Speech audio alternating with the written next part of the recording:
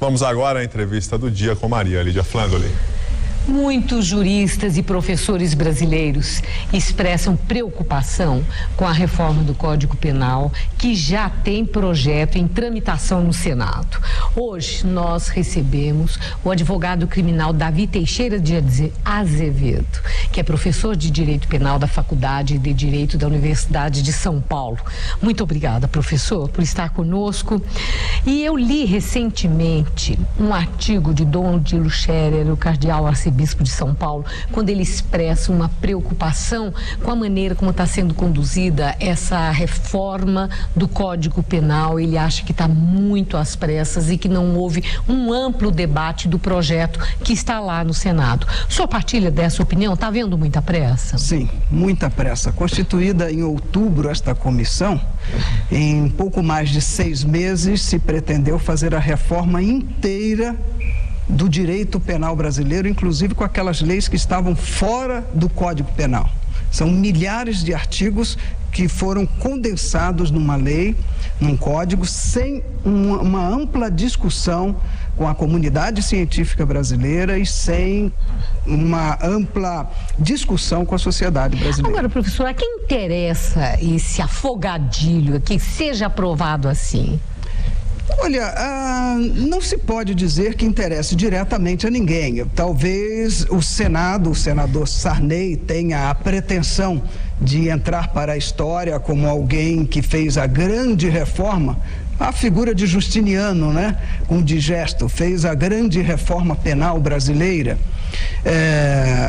Mas o fato é que esta mudança na legislação contém vícios graves. Agora, é interessante o senhor ter falado isso. Estão chamando mesmo o projeto do Sarney. Isso. E, na verdade, foi uma comissão, né, que constituída de estudiosos do direito, e eu entrevistei várias pessoas que compuseram essa comissão, e a indagação é essa: faltou consulta à população, faltou debate, ou o conteúdo do projeto é que deixa muito a desejar? Faltaram as duas coisas. Faltou o debate.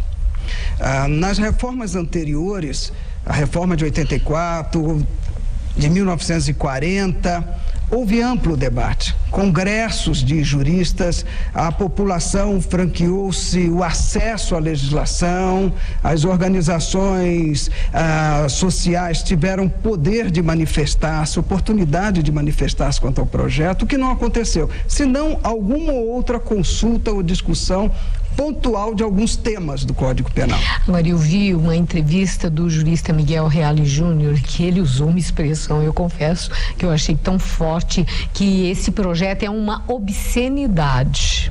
Eu vi no Conjur, aquele site consultor jurídico, em que ele acha que existem erros também e que isso é em função do desconhecimento técnico das pessoas que elaboraram o projeto, desconhecimento da teoria do direito. O senhor acha isso também? Eu não diria falta de conhecimento técnico nem da teoria do direito, talvez a pressa. Mas é obscenidade?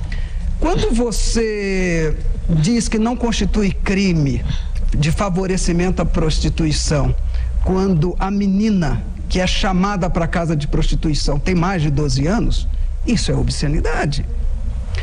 Quando você diz que entre socorrer um animal e socorrer uma pessoa humana, e você na dúvida, você tem que socorrer o animal, senão sua pena pode ser até 4 anos, enquanto se você não socorrer a pessoa humana, a pena é só de 6 meses, isto é uma obscenidade.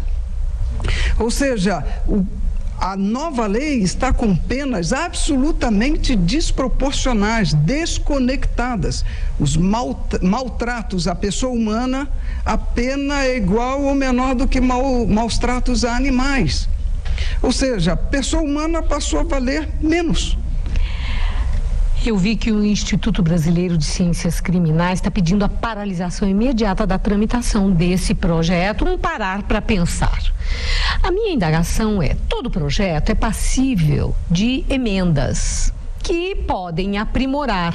No seu entender, não seria mais sensato que houvesse apresentação de emendas, que juristas que discordam, como o senhor, um professor de direito penal que discorda, Miguel Reale Júnior, grandes nomes no nosso país, que colaborassem para a apresentação dessas emendas junto aos parlamentares e, com isso, aprimorar o projeto? Isso não é possível? Isso é muito difícil. E a tramitação prosseguindo? A tramitação legislativa e o processo legislativo leva, muitas vezes, a que um corpo coerente de lei seja deformado por alterações pontuais. Se este corpo legislativo, como é este projeto de código, já chega com tantos e com tais defeitos, o prosseguimento disto no processo legislativo não irá emendar, não irá melhorar. Remendará. Remendará para pior. Deformará ainda mais. Qual é o caminho, então, professor? Para encerrar a nossa entrevista, a paralisação e aí o procedimento. Qual é o caminho? A submissão deste corpo legislativo, deste código, deste projeto de lei, a mais ampla discussão, a outras propostas no próprio Senado ou na Câmara que poderiam ser levados em consideração para assim construir, à luz da melhor doutrina, dos anseios sociais, dentro de uma hierarquia correta de valores, em que a pessoa humana é o valor melhor, maior, definitivo, construir um corpo legislativo coerente. Um corpo legislativo que não seja só moderno e avançado, mas que atenda verdadeiramente aos reclamos e aos valores da nossa sociedade. Muito obrigada, professor. Uma boa noite. Boa noite.